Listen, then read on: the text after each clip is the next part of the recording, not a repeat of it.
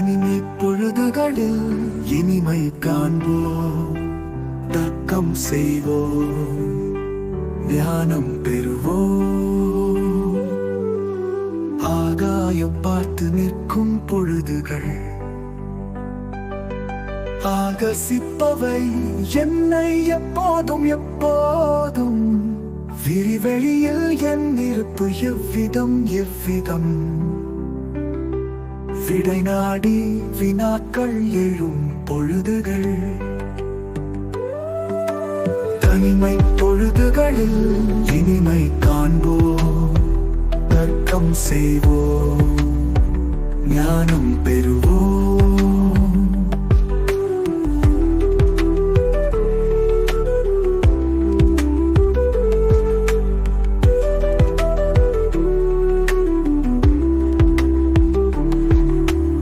இவ்வித பொழுதுகளை நான் விரும்புகின்றேன். இருப்பு பற்றிய கேள்விகளில் விருப்புண்டு. சிந்திக்க தூண்டும் வினாக்கள் அல்லவா. சிந்திப்பதுதான் எத்துணை மகிழ்ச்சி களிப்பு. தனிமை பொழுதுகளில் இனிமை காண்போம், தர்க்கம் செய்வோம், ஞானம் பெறுவோம்.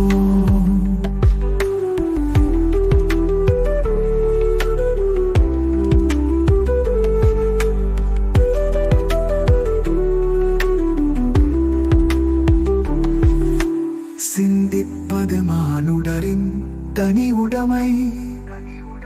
பேரண்டத்தின் பெருவழியில் இருக்கக்கூடும். நம்மை போல் சிந்திக்கும் வேறினம். நம்புகின்றேன் நான் இதை எப்பொழுதும் உறுதியுடன். தனிமை பொழுதுகளில் இனிமை காண்போம், தர்க்கம் செய்வோம், ஞானம் பெறுவோம்.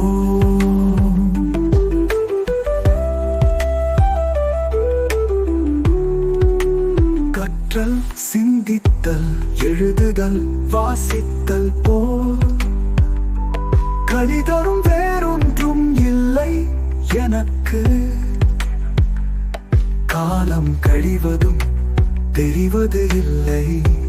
தனிவற்றில் மூழ்கி கிடக்கும் பொழுதுகளில் குமிழி போல் வெளியில் விரையும் ஒரு கோணில் அந்தரத்தில் ஓர் இருப்பு எவ்விதம் எவ்விதம்.